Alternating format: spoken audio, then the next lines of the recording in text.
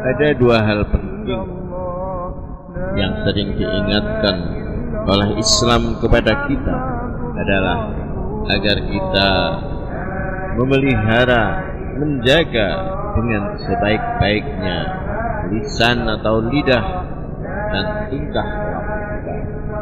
Rasulullah Shallallahu Alaihi Wasallam pernah bersabda tentang hakikat Muslim, bahwa beliau berkata, al-muslimu man salimal muslimuna min lisanihi wa yadihi. Seorang muslim adalah seorang yang dapat menyelamatkan orang lain dari tindakan lisannya, ucapan lisannya, dan dari tingkah laku. Saudaraku sekalian, Rasulullah Sallallahu Alaihi Wasallam juga pernah berkata, "Man kana yu'minu billahi wal yaumil akhir, falyaqul khairan aw liyasmut."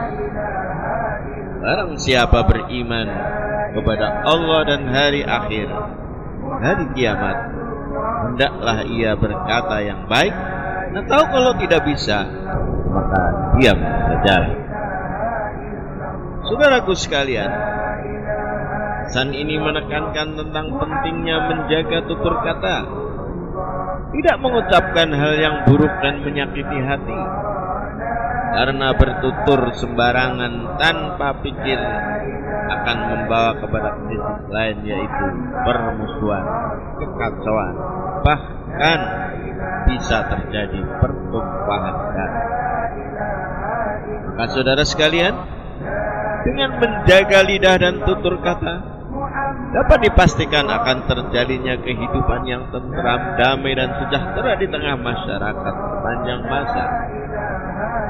Dalam konteks inilah, saudaraku sekalian, Rasulullah Shallallahu Alaihi Wasallam berpesan supaya kita bisa menjaga lidah dan perilaku agar tidak mengganggu dan melampaui batas atau menyentuh hak dan marwah orang lain.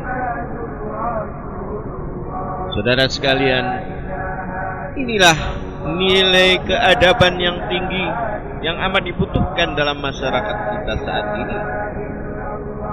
Saat pengaruh materi, kebendaan, di mana nafsu manusia semakin meluap dan telah meminggirkan sifat santun dan adab dalam bertutur, perbuatan orang saat ini tampak semakin vulgar, ganas, dan tanpa tedeng aling-aling di dalam mengumbar dan menghamburkan kata-kata kotor, kata-kata menjijikan berupa umpatan ataupun perkataan. Apabila kita perhatikan, saudara sekalian, acara yang sangat disukai oleh para penonton TV adalah acara infotainment, acara yang membeberkan cacat celah seseorang. Saudaraku sekalian, orang-orang tertentu ini kelihatan tidak lagi menjunjung tinggi adab sopan santun dalam berbicara. Seakan yang mereka kedepankan saat ini hanyalah memenangkan persaingan hidup. Di bidang ekonomi, manusia berlomba-lomba mencari peluang untuk diri sendiri. Di bidang politik juga tidak kalah hebatnya demi mencapai kekuasaan.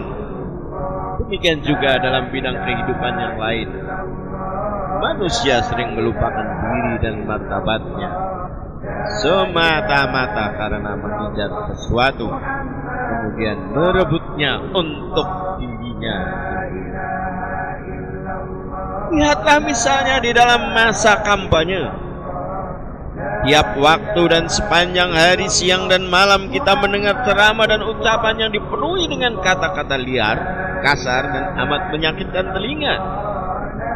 Tuduhan dan hasutan yang tidak mengandung kebenaran, kata-kata dalam bentuk fitnah, makian yang biadab, dan berbagai kalimat sampah, kerap dijelmakan dalam kesempatan berbicara dan dimainkan oleh orang-orang yang pandai bersilat lidah dengan kata-kata dan retorika.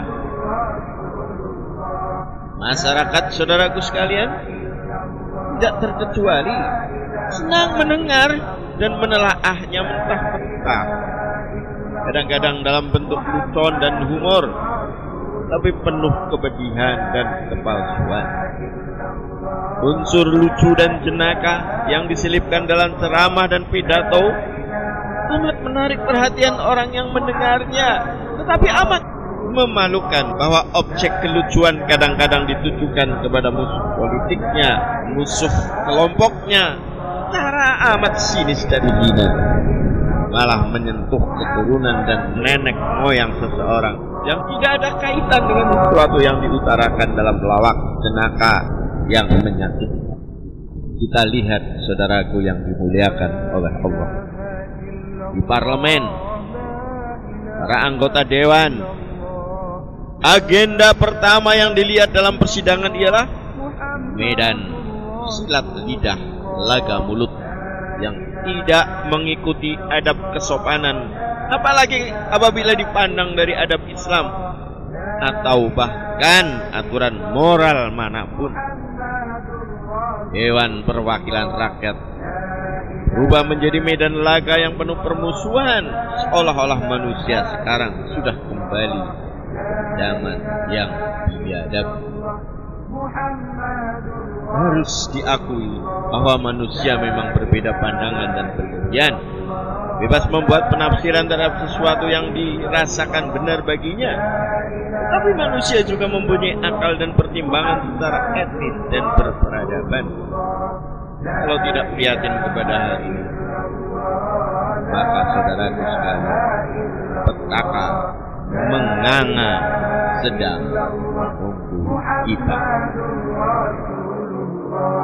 La ilaha illallah, la ilaha illallah.